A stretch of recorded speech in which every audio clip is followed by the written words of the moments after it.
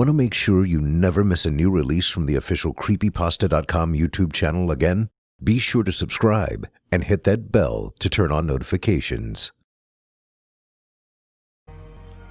Number 1. The Hand. There was once a painter. He was getting on in age and didn't have a lot of money.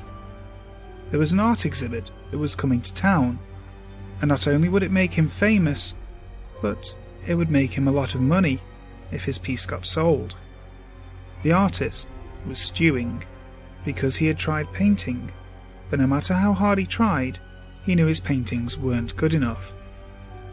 He began thinking how he could paint a masterpiece, when all of a sudden a terrifying cloaked figure appeared. It was a shriveled old man with no hands and no eyes, just empty sockets. It began to speak. "I know how desperately you want to do well at that exhibit. I can guarantee you a sale on the condition you give me your right hand." The painter knew the presence was evil, but at this point he was desperate and agreed. The next day he showed up at the exhibit to see the most spectacular painting he had ever seen, and sure enough, it was signed in his name.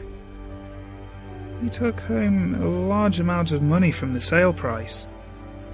That night he awoke to see the presents by the side of his bed, and with a swift swing of a very large knife, the artist's right hand was gone. Sometime later, the artist was enjoying his fame and fortune. He had made up several stories about his missing hand, and he had basically forgotten about the deal he'd made until one fateful night. He was sleeping when he was awakened by a loud tap, tap, tap on his window. He woke up to see his right hand. It was miming a begging motion, and it looked like it wanted to be let in. Ignoring it, the painter turned over and went back to sleep. Tap, tap, tap. Again, the hand wanted in. The artist turned over, ignored it, but was getting nervous. Tap, tap, tap. The artist screamed at the hand to leave him alone.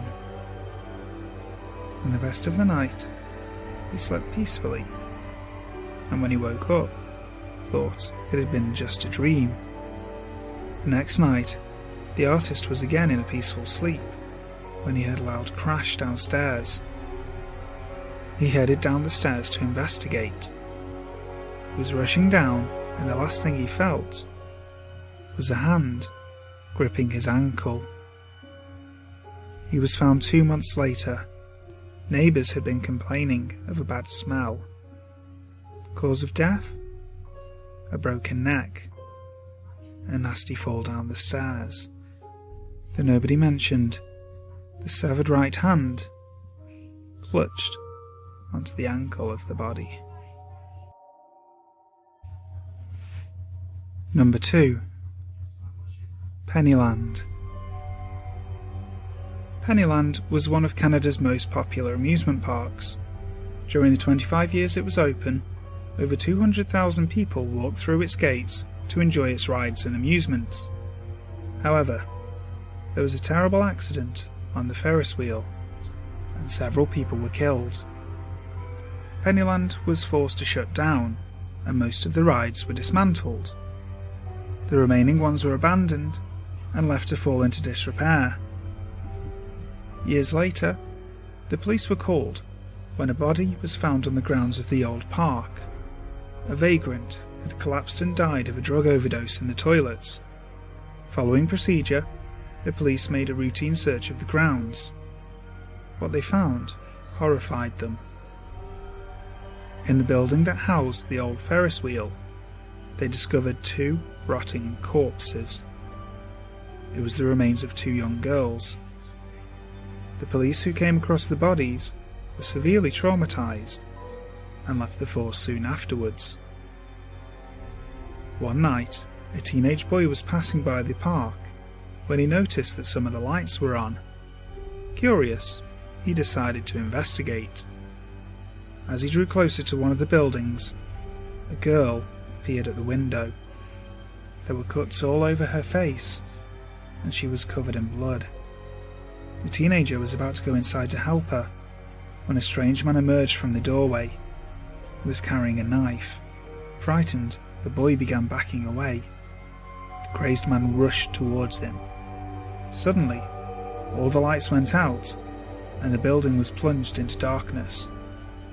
Scrambling around, looking for something to use to defend himself, the boy picked up a metal pipe. Gripping it tightly, he swung around, ready to fight for his life. Just then, the lights came back on, and he was shocked to discover that the man and the girl had vanished. All that was left was a bloody handprint on the window. Number 3. Soap Sally. Back in the 1950s, before I was ever born, there was this ancient lady. She was a soap maker, and it was said that she walked the streets of the mill villages nearby, kidnapping children who were unattended by an adult. She then murdered them and used the fat in their bodies to make her soap. After she died, it was said that when a small child misbehaved, Soap Sally would visit them in their dreams that night, and if they didn't wake up before she grabbed them in their dream, they would die before the morning, another victim of many. There were even reports of people having seen her many times for years, knowing full well that she was dead. Every time a child would go missing, 2 or 3 days later, Soap Sally could be seen, carrying her knapsack full of soap, scoping out the villages for another victim. Number 4. Can you lend me a hand? One day, during a festival, a tug-of-war contest was held. There were thousands of contestants, and the stakes were pretty high. As the day wore on, the final tug-of-war contest took place, and it included all 1,600 contestants from all participating teams, half on each side of the rope. The largest man in each group stood at the very front of each team, facing each other. The contest began, and both teams of 800 started pulling as hard as they could. Unfortunately, what those present didn't realise was that the large nylon rope was rated for less than half of the total force they were exerting on it. Suddenly, the centre of the nylon rope snapped, and the thousands of kilos of force caused the rope to rebound and tear off the left arm of both of the 2 men at the front of each group. The men were raced to the hospital, where their arms had to be reattached. Number 5. The Cadaver Arm. A friend of a friend knew this girl in nursing school named Sarah. Sarah was in that part of her studies where they were dissecting corpses to study anatomy, and she was kind of squeamish. No, very squeamish around the dead bodies. It wasn't that no one else was nauseated by the experience. They were, but they were too cool to let on. One day, Sarah just completely lost it and threw up in front of the class. That's when some of the other students started picking on her. At some point, a group of them got together and decided to play a prank on her. One day, when the anatomy professor wasn't looking, they removed a cadaver's arm and managed to sneak it out of the classroom in a backpack. There was a party at the dormitory that night, and everyone had a little too much to drink. Even Sarah, who normally didn't imbibe that much. She decided to go to bed early, so went back to her room alone, washed up, and got into bed in the dark. She froze. She felt something cold and rubbery and wet in bed with her. She flipped on the light and saw the severed, bloody cadaver arm that the other girls had placed there. She began to scream, kept on screaming, and didn't stop. When the other girls got to her room, they found Sarah, white as a ghost, and laughing maniacally while gnawing on the stump of the severed arm. She was committed and spent the rest of her life in an insane asylum.